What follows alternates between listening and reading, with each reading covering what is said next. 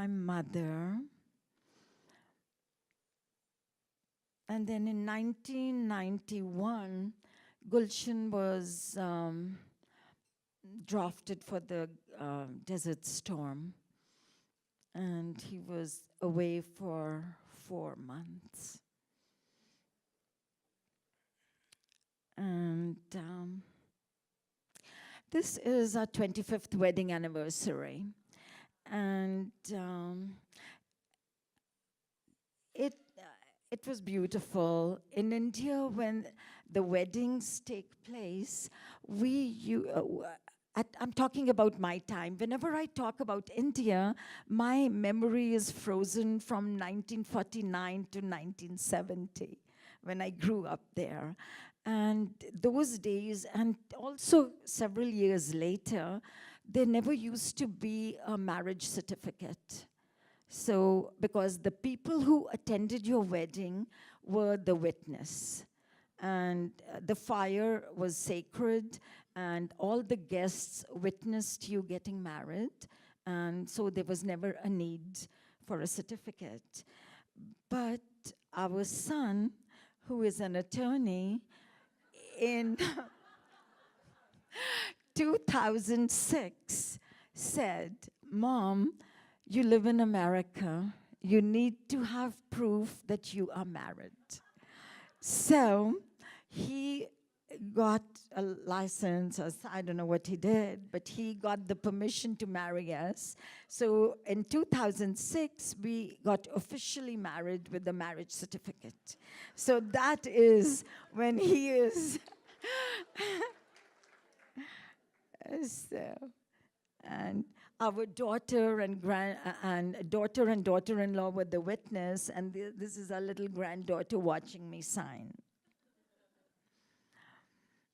This is the Indian wedding of our daughter, Sonia. She married a young Indian boy she met in Tucson. And here is the henna. They do the henna all over on the hands and the feet. And so ever since I was in Salt Lake, I have been sharing my culture. I love to do that because I love to learn about other people, and I love to share mine. So this was in North Carolina. And this was at an international festival. This was at an international festival too. And then I'm very, very fond of old buildings and jewelry and relationships and everything. And I'm so glad that we restored the Fox, and that is, yes. So please always try to support it, because, you know, when you come from other civilizations and different countries that are thousands and thousands of years old, and you see places there that are old, so old, and in America, we have such young things, buildings and other historical places. We need to preserve that. It's, I think, a beautiful legacy. And this is, again, some Bollywood at the Fox. This is my daughter. And Gabby Giffords and Mark used to come very often to our Bollywood at the Fox events. And then I did a lot of things with the community, helping Science of Healing, and with Andy Weil and Esther Sternberg is here. We have the privilege of having her. Maybe she can be a speaker one day. And Mystic India. The Fox is bringing a dance performers from India in April. So please look out for that, and I would love for you to support it. I don't have anything to do with that, but I would love to see a house full. And this is Fame, a free event we do for all children. This was the 6th year we did that, my husband and me. And we had 2,039 children and adults who came. Sunday morning from 10 to 2. And it's for everyone. Anyone who comes with a child. The food, the museum, the entertainment, everything is absolutely free. And Gulshan is a clown. And he makes balloon animals for children. And I'm putting his clown shoes on. And there are our children with that, and some other recognitions for what we have done. I want Deepak Chopra. And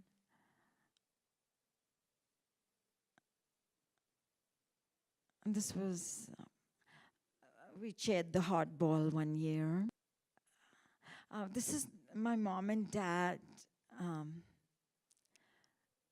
My mom and dad on my dad's 90th birthday. And I used to go back 3 times a year since 2008 to Delhi to see my mom and dad. And my mom passed away in November of 2010. In India, we do not bury, we cremate the body, and the ashes are immersed in the Ganges, a flowing river. And this photograph is very special to me because you see the rainbows everywhere, and every time I have experienced a loss in the family, whenever we have come back, there are rainbows covering the living room. When my niece died at 21, the same day, November 20th, 2000 in Bombay, the same thing happened. When my mother passed away, the same thing happened. And so rainbows are very special to me. And my father passed away last year. He would have been 100 on the 5th of March this year. Yes. And another event that I have loved doing, I love Arizona Public Media, PBS, whatever they do. I think they're one of the best TV stations, and NPR, whatever they do. So I supported them by having a first episode shown at our home. That was part of the event. And I was very honored just recently to be awarded the Crystal Heart from the Tucson Ladies Council. That's an image.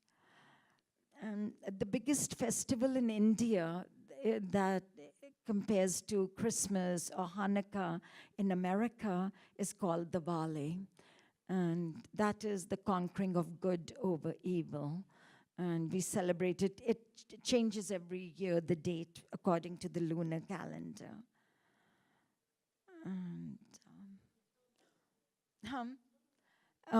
And, that is Ganesha. That is one of the most important Indian gods. And I have brought a statue of Ganesha here. And that is the god that we pray to all the time, every day. He is known as the remover of obstacles.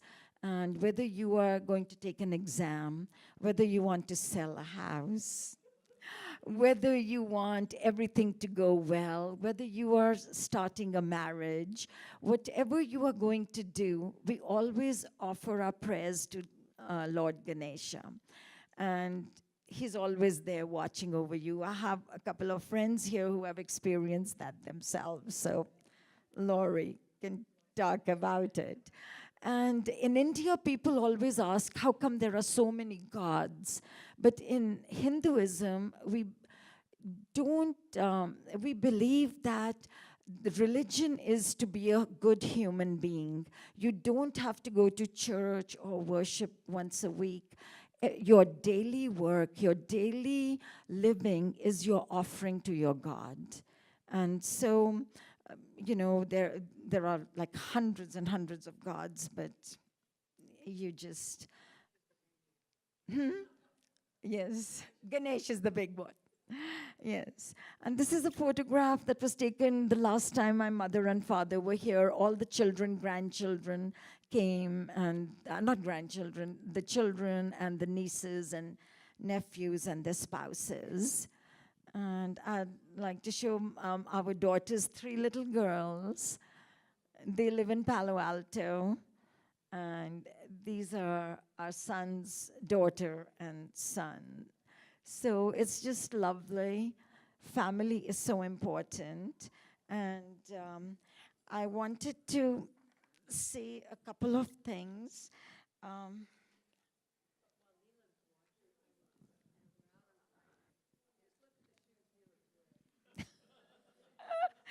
I always wear heels.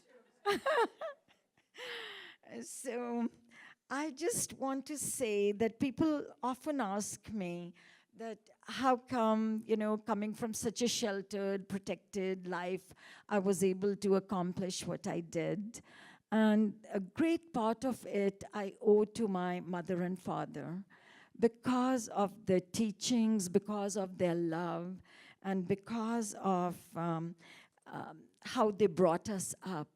And I personally feel that the best thing that you can do for anyone, a child, a friend, a spouse, is to show love. Love is the most powerful emotion. And just one person saying, you can do it, I believe in you, you will do it. And my parents always brought us up like that, always love, always building a positive self-esteem. Otherwise, when I stopped to think at 20, 21, leaving your country, coming here, never been out, stepped out unchaperoned, and now I can do so much, because it gave me the confidence that nothing is impossible. I don't think of the negative. They always taught us that always focus on the best in people and in every situation, and always give your best. And that is what I love to do all the time. And also be true to yourself, honor your word. And these 3 things have stood by me, and I never even think that, oh, I don't know, I can't do this. Thought doesn't come to me. I just think about what I learned from my mom and dad, and that's how I work. So I just love being here. I love giving back to the community. I love sharing my culture because that brings people closer, and especially in this day and time when we are seeing so much divisiveness, I think it makes me sad.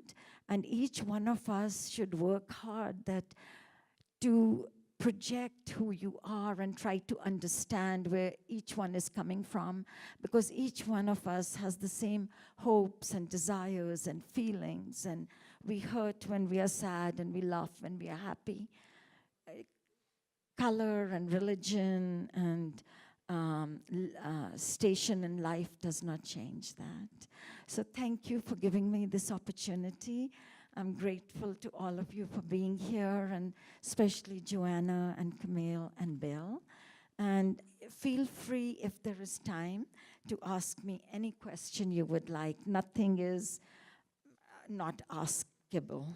So thank you so much.